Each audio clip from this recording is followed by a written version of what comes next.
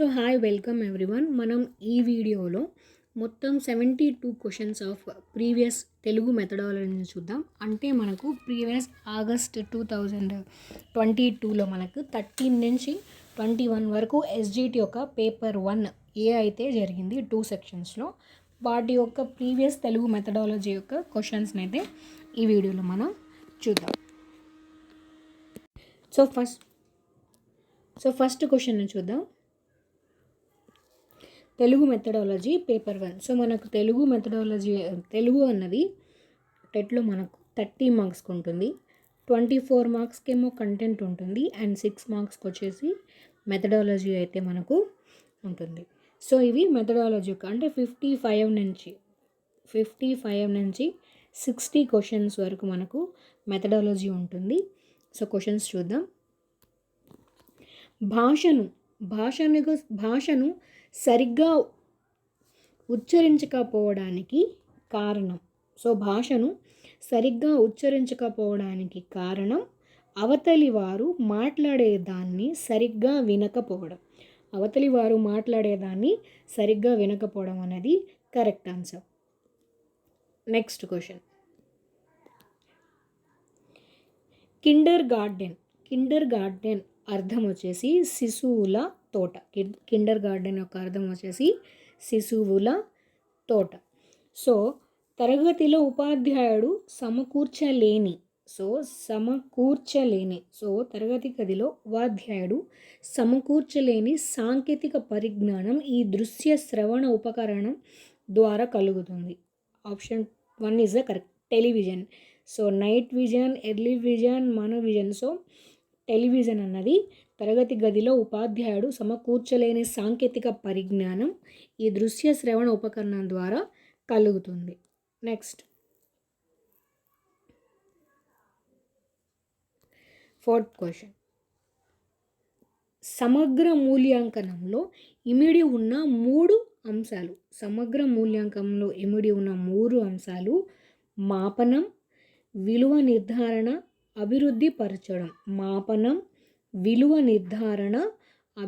అభివృద్ధి పరచడం. Next question.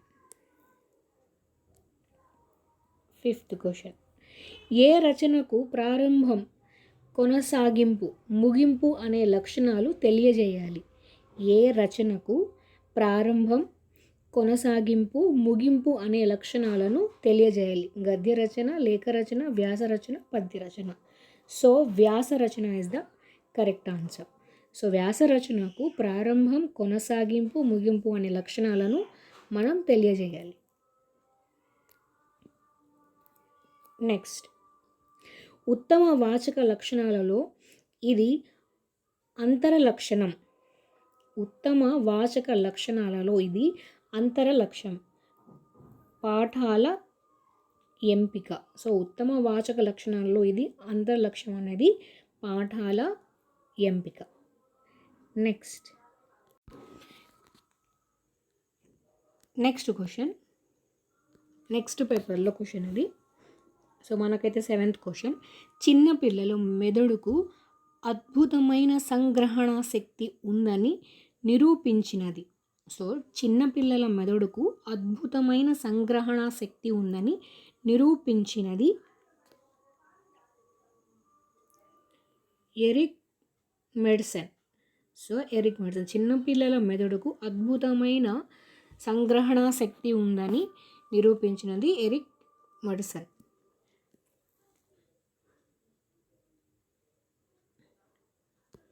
Next question. బయటకు వినిపించేటట్లు చదివేదాన్ని మనం బాహ్య పఠనం అని అంటాము. 9th question. అధ్యాపకుడి పర్యవేక్షణలో అధ్యయనం చేసే విధానాన్ని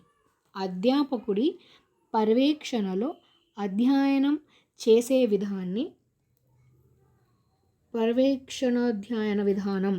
సో పర్యవేక్షణాధ్యయన విధానంగా చెప్తాం. సో బయటకు వినిపించేటట్లు చదివేదాన్ని బాహ్య పఠనం అంటాం. అధ్యాపకుడి పర్యవేక్షణలో అధ్యయనం చేసే విధానాన్ని పర్యవేక్షణాధ్యయన విధానం అని అంటాం.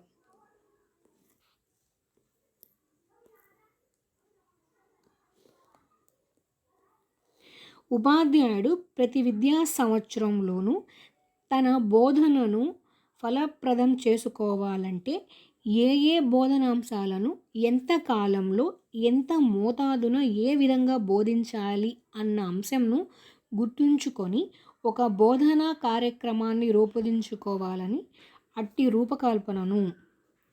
సో ఉపాధ్యాయుడు విద్యా సంవత్సరంలోనూ తన బోధనను ఫలప్రదం చేసుకోవాలంటే ఏ బోధనాంశాలను ఎంత కాలం ఎంత మోతాదున ఏ విధంగా బోధించాలి అన్న అంశంను గుర్తుంచుకొని ఒక బోధనా క్రమాన్ని రూపొందించుకోవాలి.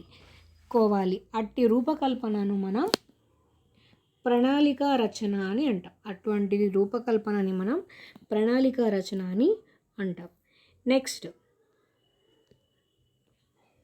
నెక్స్ట్ నియోజనం అంటే ఉపాధ్యాయుడు విద్యార్థులకు ఇచ్చే పాఠ్య సంబంధమైన కృత్యం. నియోజనం అంటే ఉపాధ్యాయుడు విద్యార్థులకు ఇచ్చే పాఠ్య సంబంధమైన కృత్యం. నెక్స్ట్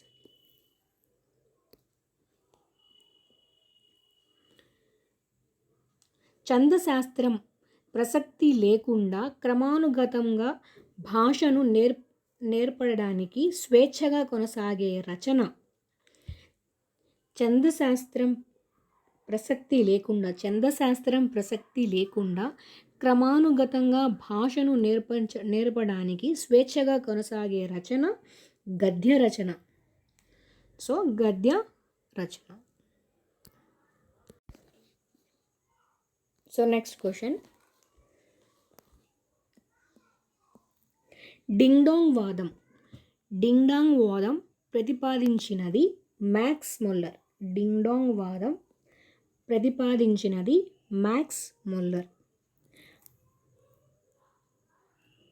భాషా నైపుణ్యాలలో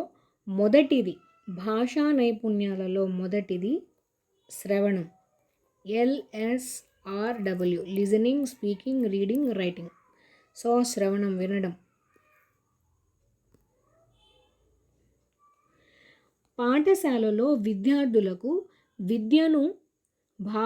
విద్యానుభావాలు కలిగించడం కోసం సాంఘిక సమూహం యొక్క రూపకల్పనే విద్యా ప్రణాళిక అని అన్నది. పాఠశాలలో విద్యార్థులకు విద్యానుభావాలు కలిగించడం కోసం సాంఘిక సమూహం యొక్క రూపకల్పనయే విద్యా ప్రణాళిక అని అన్నది బ్లూ చోంప్. నెక్స్ట్ క్వశ్చన్,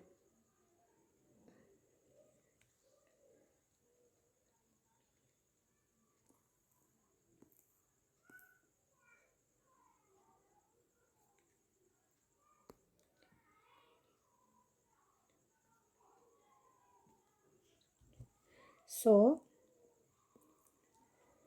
ఉపవాచకంలోని దీనికి ప్రాధాన్యం ఉంటుంది. సో ఉపవాచకంలో దీనికి ప్రాధాన్యత ఉంటుంది. ఉపవాచకంలో విషయానికి ప్రాధాన్యత ఉంటుంది. ఒక వస్తువును కానీ ఒక ఉత్పత్తిని కానీ బహిరంగంగా ప్రదర్శించి దాని ముఖ్య లక్షణాలు, ఉపయోగ సామర్థ్యం నొక్కి చెబితే అది ప్రదర్శన అవుతుందని అన్నవారు ఎవరు? ఒక వస్తువు కానీ ఒక ఉత్పత్తి కానీ బహిరంగ ప్రదర్శించే దానిని ముఖ్య లక్షణం, ఉపయోగ సామర్థ్యం నొక్కి చెబితే అది ప్రదర్శన అవుతుందని అన్నవారు ఎవరు?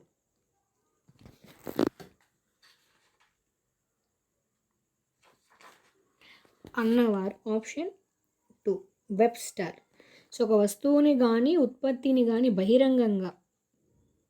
బహిరంగంగా ప్రదర్శించి దానిని ముఖ్య లక్షణాలు, ఉపయోగ సామర్థ్యం నొక్కి చెబితే అది ప్రదర్శన అవుతుందని అన్నవారు వెబ్స్టర్.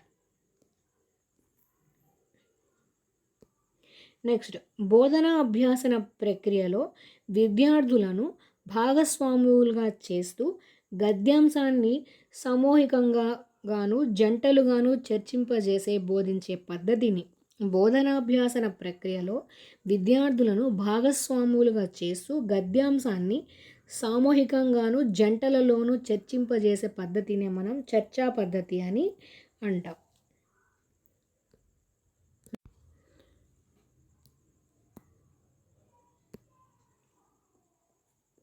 19th క్వశ్చన్, మానవునిలోని మానవత్వాన్ని ప్రబోధింపజేయడమే విద్యా లక్షణమని పేర్కొన్నది. సో మానవులోని మానవత్వాన్ని ప్రబోధింపజేయడమే విద్యా లక్షణం అని పేర్కొన్నది లివింగ్స్టన్. సో మానవునిలోని మానవత్వాన్ని చేయడమే విద్యా లక్షణం అని పేర్కొన్నది Livingstone. Next question,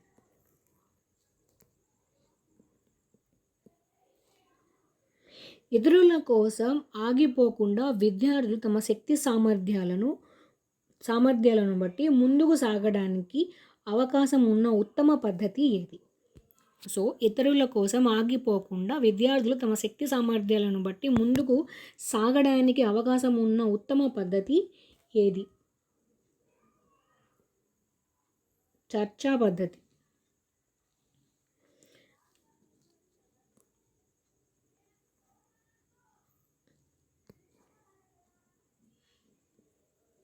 so unit పరీక్షా తరగతి గదిలోనే ఏ కాల వ్యవధిలో నిర్వహిస్తారు? సో యూనిట్ పరీక్ష తరగతి గదిలోనే ఏ కాల వ్యవధిలో నిర్వహిస్తారు? సో 40 to 50 minutes, 40 నుండి 50 నిమిషాలు. యూనిట్ పరీక్ష తరగతి గదిలో ఏ కాల వ్యవధిలో నిర్వహిస్తారు? 40 to 50 minutes.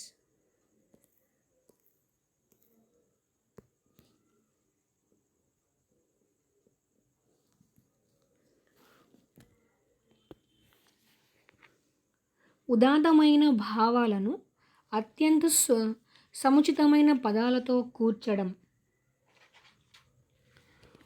ఉదాత్తమైన భావనలను అత్యంత సముచితమైన పదాలతో కూర్చడాన్నే కవిత్వం అంటాం. సో ఉదాత్తమైన భావాలను అత్యంత సముచితమైన పదాలతో కూర్చడమే కవిత్వం. మన సమక్షంలో లేని వారితో వ్యవహారాన్ని చేసే లిఖిత రచన. సో మన సమక్షంలో లేని వారిని వ్యవహారానికి చేసే లిఖిత రచనే లేఖా రచన. So option 4 is the correct answer, లేఖా రచన.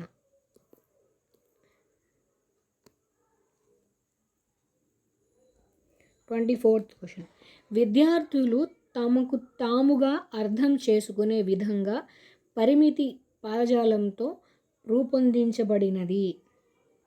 విద్యార్థులు తమకు తాముగా అర్థం చేసుకునే విధంగా పరిమితి పదజాలంతో రూపొందించబడినది ఉపమావాచకం. వాళ్ళు తమకు తాముగా అర్థం చేసుకునే విధంగా పరిమితంగా పదజాలంతో రూపొందించబడినది ఉపవాచకము.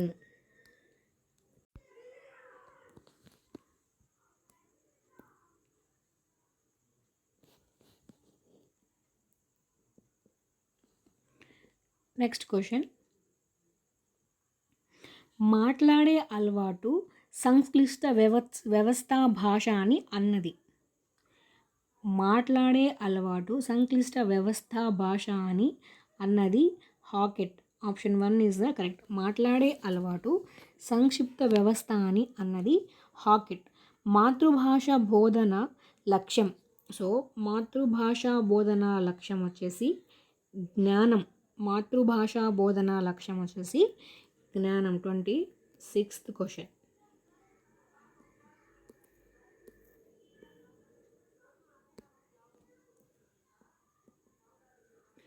బోధనోపకరణాల ప్రయోజనం.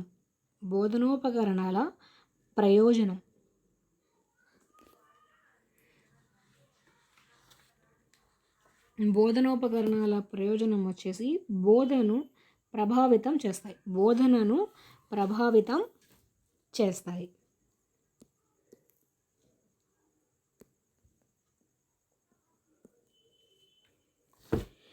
భావితరాల వారికి మన భావాలను అందించడానికి, సమస్యలను 10 మందికి తెలిసేలా పత్రికలలో ప్రచారం చేయడానికి అవసరమయ్యే నైపుణ్యం.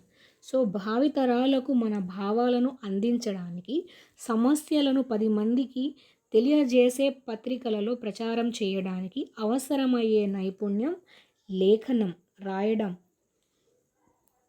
Option 1 is the correct answer.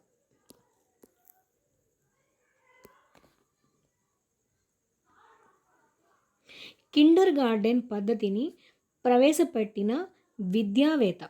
So Kinder garden పద్ధతిని ప్రవేశపెట్టిన విద్యావేత్త ఫ్రోబెల్. కిండర్ గార్డెన్ పద్ధతిని ప్రవేశపెట్టిన విద్యావేత్త ఫ్రోబెల్. బోధనాభ్యాసన ప్రక్రియ ద్వారా వచ్చే ఫలితాలను అంచనా వేయడమే మూల్యాంకనం. సో బోధనా అభ్యాసన ప్రక్రియ ద్వారా వచ్చే ఫలితాలను అంచనా వేయడమే మూల్యాంకనం. ఓకే.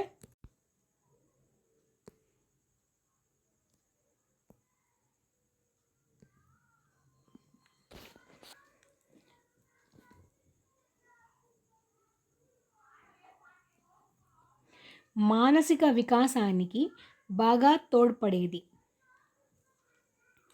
మానసిక వికాసానికి బాగా తోడ్పడేది మాతృభాష. మానసిక వికాసానికి బాగా తోడ్పడేది మాతృభాష.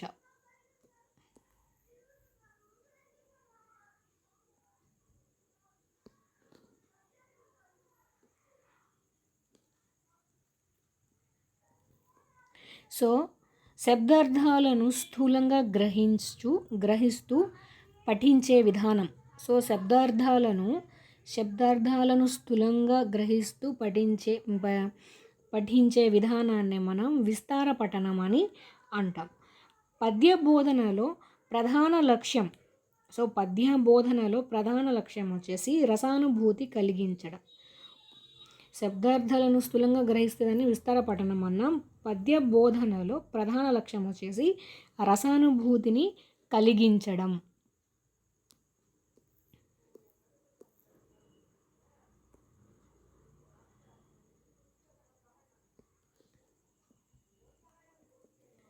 సో ప్రతి తరగతిలో విద్యార్థులు చేసిన కృత్యాలు ప్రదర్శించడానికి ఉపయోగించే దృశ్య ఉపకరణం. సో ప్రతి తరగతి గదిలోనూ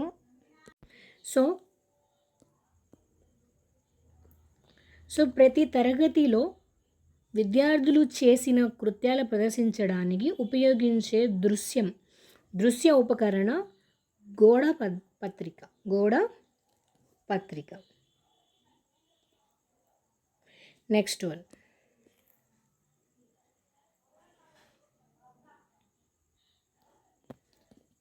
నెక్స్ట్ క్వశ్చన్. వ్యాసరూప ప్రశ్నలకు జవాబులు రాయడానికి ఏమి అవసరం? వ్యాసరూప ప్రశ్నలకు జవాబులు రాయడానికి ఏమి అవసరం? భాషా పటిమ. సో వ్యాసరూప ప్రశ్నలు జవాబులు రాయడానికి ఏమి అవసరం అంటే భాష పటిమ. సో వ్యాకరణ బోధన పద్ధతులలో అనుమానోప పద్ధతికి మరొక పేరు.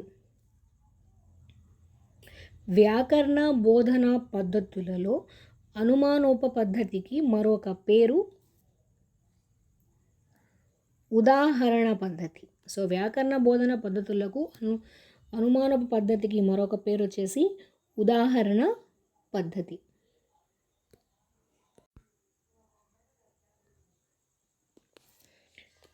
So next question, 37th question. తరగతి బోధనకు మార్గదర్శకత్వం నేర్పి ఆయా పాఠ్యాంశాల ద్వారా విద్యార్థులలో ఆశిస్తున్న ప్రవర్తన మార్పుల్ని సూచించేది. సో తరగతి గదిలో మార్గదర్శకత్వం నేర్పి ఆయా పాఠ్యాంశాల ద్వారా విద్యార్థులలో ఆశిస్తున్న ప్రవర్తనను మార్పాలని సూచించేది లక్ష్యాలు. సో లక్ష్యాలు. Next question 38th question. Montessori పద్ధతిని ఆరంభించిన మేరియో మాంటిసరీ వృత్తి. సో మాంటిసరీ పద్ధతిని ఈ మాంటిసరీ పద్ధతి మనల్ని ఎవరు ఆరంభించారు? మేరియో మాంటిసరీ పద్ధతి. సో ఆవిడ ఒక మానసిక వైద్యురాలు. సో మాంటిసరీ పద్ధతిని ఆరంభించినది మేరియో మాంటిసరీ వృత్తి వచ్చేసి మానసిక వైద్యురాలు. 39th question. ఒక పాఠం మొత్తాన్ని బోధించడానికి తయారు చేసే ప్రణాళిక. ఒక పాఠం మొత్తాన్ని బోధించడానికి తయారు చేసే ప్రణాళికే యూనిట్ ప్రణాళిక. పాఠం సరిగ్గా చూడండి. ఒక పాఠం మొత్తాన్ని బోధించడానికి తయారు చేసే ప్రణాళికే యూనిట్ ప్రణాళిక.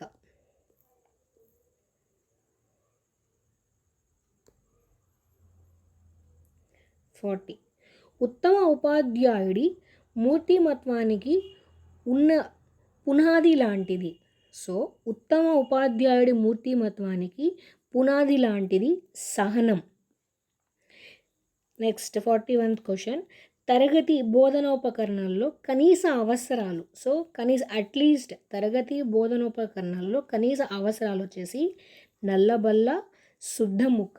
ఉత్తమ ఉపాధ్యాయుడి మూర్తిమత్వానికి కావాల్సింది సహనం అయితే తరగతి గదిలో కనీస అవసరాలు కావాల్సింది నల్లబల్ల, శుద్ధ ముక్క.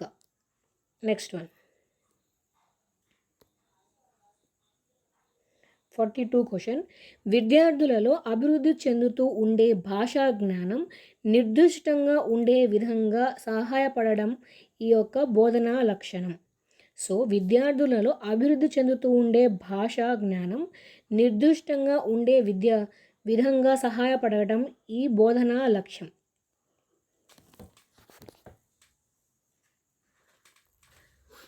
వ్యాకరణ బోధన. Option 3 is the correct answer. వ్యాకరణ బోధన విద్యార్థులలో అభివృద్ధి చెందుతూ ఉండే భాషా జ్ఞానం నిర్దిష్టంగా ఉండే విధంగా సహాయపడటమే వ్యాకరణ బోధన యొక్క లక్ష్యం. Next question. Next question 43 question. ఆది మానవులు పశుపక్షదల అరుపులను అనుసరించి పేరు పెట్టిన వాదం.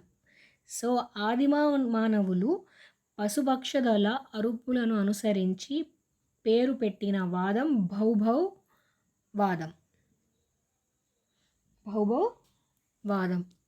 Next question.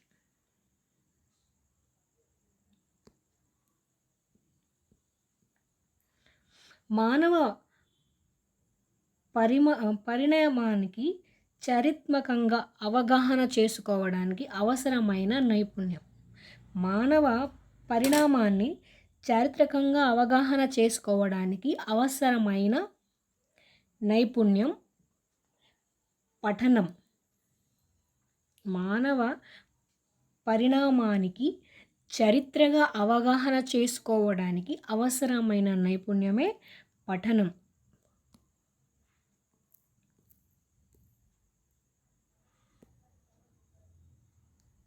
Next question 45. Caldwell గలిక్ అనే విద్యావేత్తలు పరిశోధించిన బోధన పద్ధతి. కాల్డ్వెల్ గలిక్ అనే విద్యావేత్తలు పరిశోధించిన బోధనా పద్ధతే క్రీడా పద్ధతి. Option 1 is the correct answer. Next question 46. ఏ శ్రవ్య ఉపకరణ వల్ల వినోదం ద్వారా విజ్ఞానాన్ని కలుగజేయడం ముఖ్య ఉద్దేశం. ఏ శ్రవ్య ఉపకరణ వల్ల వినోదం ద్వారా విజ్ఞానాన్ని కలిగించేయడమే ముఖ్య ఉద్దేశం. సో మీరు ఆప్షన్స్ చదవండి. శ్రవ్యం వినడం, సో గోడపత్రిక, రేడియో, గోడపత్రిక, బొమ్మలు, కరపత్రాలు. సో మనకు శ్రవ్యం అన్నప్పుడు రేడియో.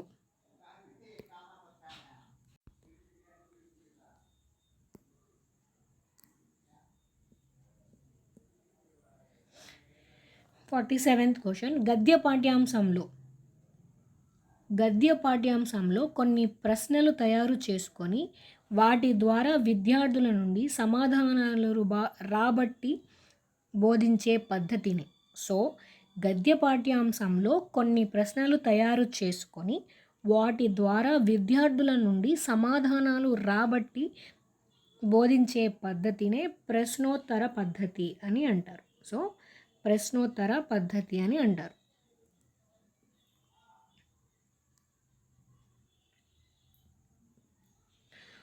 ఒక విషయం యొక్క భావాన్ని గ్రహించి తన సొంత వాక్యాలలో వివరిస్తూ చక్కగా రాయడం.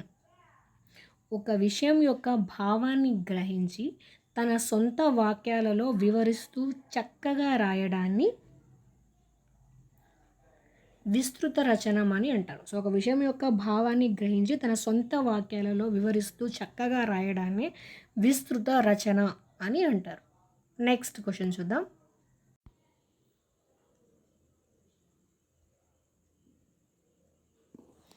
సో ఇది 49th క్వశ్చన్.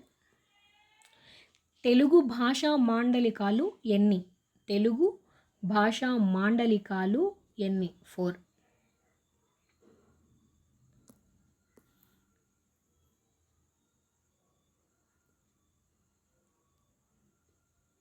50. భాషా నైపుణ్యాలలో ఎక్కువ కష్టంతో కూడుకున్నది. సో భాషా నైపుణ్యాల్లో ఎక్కువ కష్టంతో కూడుకున్నది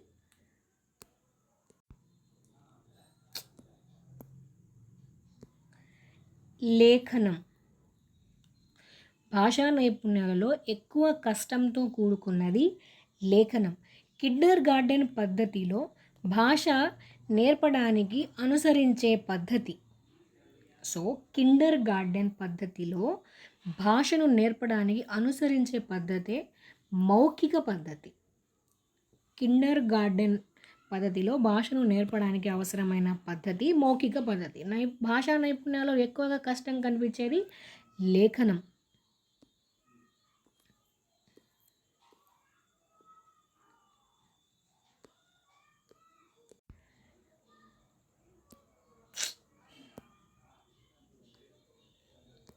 నెక్స్ట్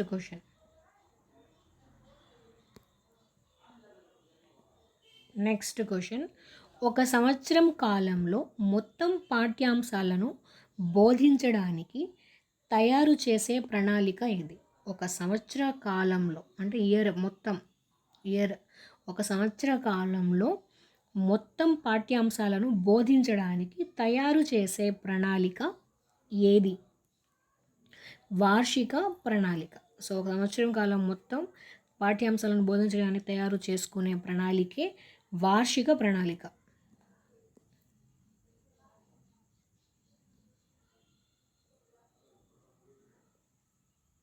ఉపాధ్యాయుడికి బోధనలో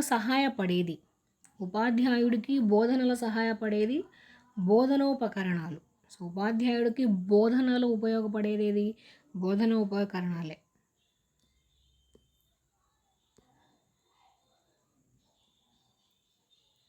గద్యాంశాన్ని ఒక కథలాగా విద్యార్థులకు తెలియజేసి వారి చేత ఆ కథను తిరిగి చెప్పించే పద్ధతినే కథాకథనం పద్ధతి అంటాం. సో మనం ఒక స్టోరీ చెప్తే దాన్ని కథా పద్ధతి అంటాం. అదే ఒక స్టోరీని మనం చెప్పి వారికి అర్థమైన విషయంలో మనం చెప్పేదానినే కథాకథనం పద్ధతి అంటారు. సో కథాకథనం పద్ధతికి డిఫరెన్స్ ఉంటుంది. గద్యాంశాన్ని ఒక కథలాగా విద్యార్థులకు తెలియజేసి వారి చేత ఆ కథను తిరిగి చెప్పించే పద్ధతినే కథాకథనం పద్ధతి అని అంటారు. నెక్స్ట్ చూద్దాం.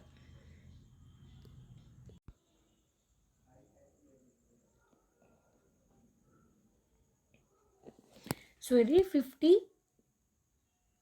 క్వశ్చన్ అన్నమాట. 55 క్వశ్చన్. ఆధునికులు ఆధునికులు ఆమోదించనిది ఏ భాషావాదం? సో ఆధునికులు ఆమోదించనిది ఏ భాషావాదం? ధాతువాదం. ఏ భాషావాదం? ధాతువాదం. ఆధునికులు ఆమోదించనిది ఏ భాష అంటే ధాతువాదం. Next question 56th question. విద్యార్థులకు పాఠం బోధించిన తరువాత ఆ పాఠ సంభాషణ రూపంలోకి మార్చి ఆ పాత్రలను విద్యార్థులతో అభినయింపజేస్తూ నేర్పే పద్ధతి.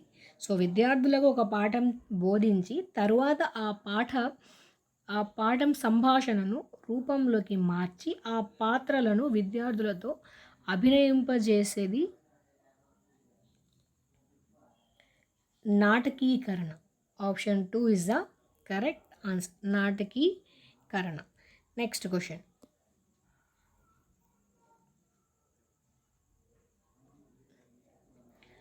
పదాల ప్రతిపాదికను 57th క్వశ్చన్. పదాల ప్రతిపాదికను విద్యార్థుల చేత చూసి చదివేటట్లు చేయడాన్ని. సో పదాల ప్రతిపాదికను విద్యార్థుల చేత చూసి చదివేటట్లు చేయడాన్నే పద పద్ధతి అని అంటాం. ఏమంటాం? పద పద్ధతి. పదాల ప్రతిపాదకను విద్యార్థుల చేత చూసి చదివించేటట్లు చేయడాన్నే పద పద్ధతి అని అంటాం. Next question 58th question. తమ పాఠశాల కార్యక్రమాలను అభివృద్ధి చేయడానికి ఒక పాఠశాల తన అవసరాలను అందుబాటులో ఉన్న వనరులను దృష్టిలో ఉంచుకొని తమకు తాము తయారు చేసుకునే అభివృద్ధి ప్రణాళికను సంస్థాగత ప్రణాళికగా అంటారని అన్నది. సో తమ పాఠశాల కార్యక్రమాలను అభివృద్ధి చేయడానికి ఒక పాఠశాల తమ అవసరాలను అందుబాటులో ఉన్న వనరులను దృష్టిలో ఉంచుకొని తమకు తాము తయారు చేసుకునే అభివృద్ధి ప్రణాళికను సంస్థాగత ప్రణాళిక అంటారని అన్నారు. ఎవరు? MB Butch. Option 2 is the correct answer. Next 59th question. భాషా పటిమ దీనికి అవసరం? వ్యాసరూప ప్రశ్నలకు. భాషా పటిమ దీనికి అవసరం. దేనికి? వ్యాసరూప ప్రశ్నలకు. Next question 60 question. వాక్యం రాయడం పూర్తి కాగానే పెట్టే విరామ చిహ్నం. సో మనం సెంటెన్స్ ఎండింగ్లో పెట్టేది, కంప్లీట్ అయ్యాక పెట్టేది ఫుల్ స్టాప్. సో వాక్యం రాయడం పూర్తి కాగానే పెట్టే విరామ చిహ్నమే వాక్యాంత బిందువు, ఫుల్ స్టాప్. నెక్స్ట్ క్వశ్చన్ చూద్దాం. 60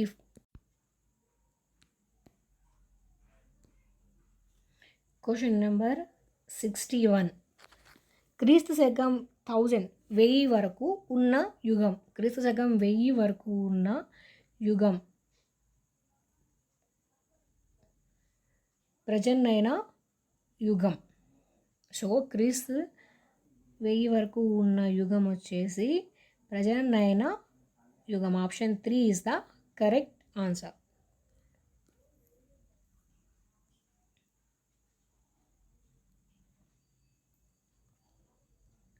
62 క్వశ్చన్స్. తనకు నచ్చిన అంశంపై 2 నిమిషాలు ఏకధాటిగా మాట్లాడగలగడం. సో తనకు నచ్చిన అంశంపై 2 నిమిషాలు ఏకధాటిగా మాట్లాడగలగడాన్ని మనం ఉక్త రచన అని అంటాం. సో రచన అంటే రైటింగ్ కిందకు రాదు, ఇది పఠనం యొక్క సబ్ స్కిల్స్. ఉక్త రచనం. నెక్స్ట్ 63. కనీస అభ్యాసన స్థాయిలలో విద్యార్థి 5వ తరగతి పూర్తి చేసేసరికి పరిచయం కావాల్సిన పదాలు. సో కనీస అభ్యాసన స్థాయిలో విద్యార్థి 5వ తరగతి పూర్తి చేసేసరికి పరిచయం కావాల్సిన పదాలు 5000 వర్డ్స్ అయినా 5 ఫిఫ్త్ క్లాస్ చదివే పిల్లలకి 5000 వర్డ్స్ అన్న కంప్లీట్గా వచ్చి ఉండాలి. కనీస అభ్యాసన స్థాయిలో విద్యార్థులు 5వ తరగతి పూర్తి చేసేసరికి పరిచయం కావాల్సిన పదాలు 5000 5000.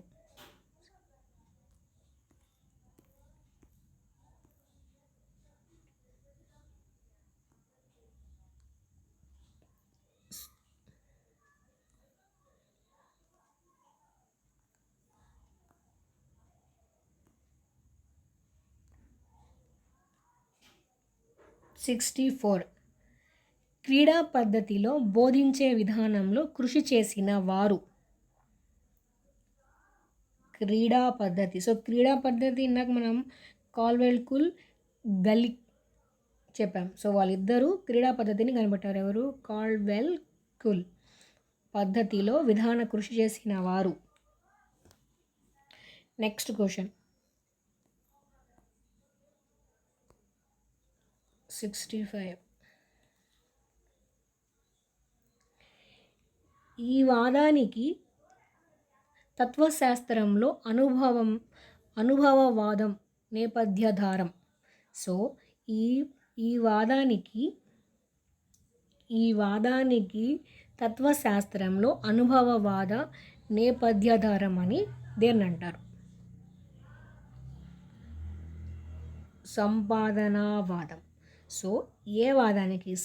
సంపాదనావాదంకి తత్వశాస్త్రంలో అనుభవవాదం నేపథ్యాధారం అని అంటారు.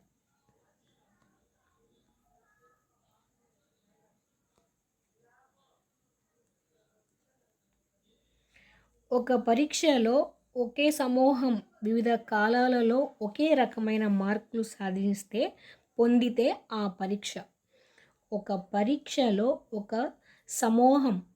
పరీక్షలో ఒకే సమూహం వివిధ కాలాలలో ఒకే రకమైన మార్కులు పొందితే ఆ పరీక్షను విశ్వసనీయత కలిగినది. సో ఒక పరీక్షలో ఒకే సమూహం వివిధ కాలాలలో ఒకే రకమైన మార్కులు పొందితే ఆ పరీక్షను మనము విశ్వసనీయత కలిగినది అని అంటాం. నెక్స్ట్ క్వశ్చన్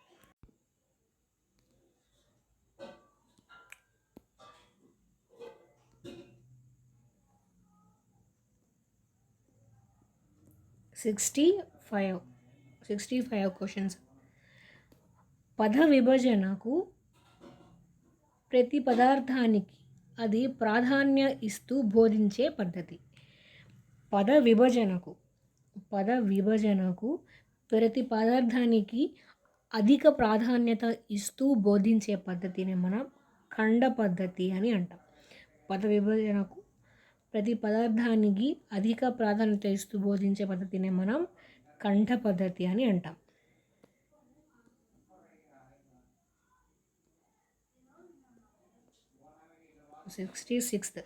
అభిరుచులు రసానుభూతి ఈ రంగానికి చెందినవి.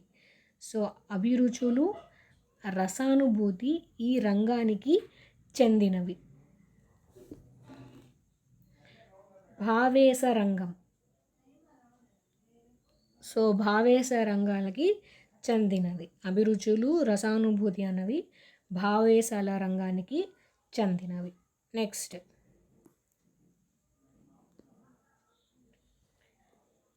67. మీరు రూపొందించిన విద్యా లక్ష్యాల వర్గీకరణ గ్రంథాల పరీక్ష విధానంపై విప్లవాత్మక ప్రభావాన్ని చూపాయి. సో మీరు రూపొందించిన విద్యా లక్ష్యాల వర్గీకరణ గ్రంథాలు పరీక్ష విధానంపై విప్లవాత్మక ప్రభావం చూపాయి అని చెప్పింది డాక్టర్ బిఎస్ బ్లూమ్స్. మీరు రూపొందించిన విద్యా లక్షణాలు వర్గీకరణ గ్రంథాల పరీక్ష విధానంపై విప్లవాత్మక ప్రభావాన్ని చూపాయని చెప్పినది doctor BS Bloom's. Next question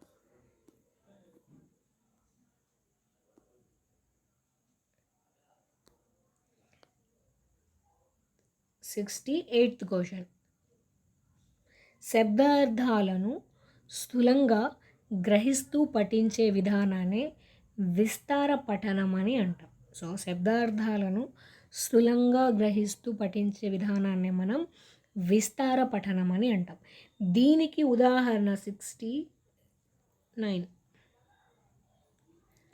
దీనికి ఉదాహరణ పద్ధతి అని పేరు. దీనికి ఉదాహరణ పద్ధతి అని పేరు.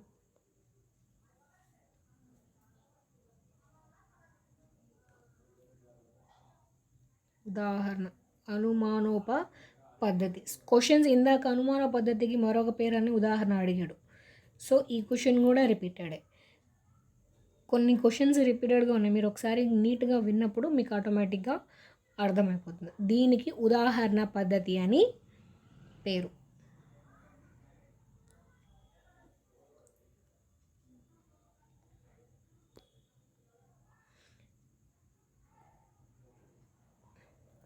సాహిత్య పరిజ్ఞానం అనేది ఈ రంగానికి సంబంధించినది. సాహిత్య పరిజ్ఞానం అన్నది ఈ రంగానికి చెందినది. జ్ఞానరంగం. సాహిత్య పరిజ్ఞానం అనేది జ్ఞాన రంగానికి సంబంధించినది. సో మొత్తం నేను మీకు ఇక్కడ 12 పేపర్స్ చెప్పాను. 12 పేపర్స్లో 6 క్వశ్చన్స్ ఉన్నాయి.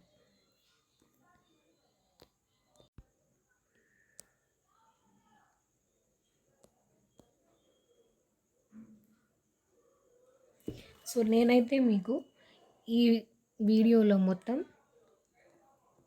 12 పేపర్స్కి సంబంధించిన తెలుగు మెథడాలజీ యొక్క క్వశ్చన్స్.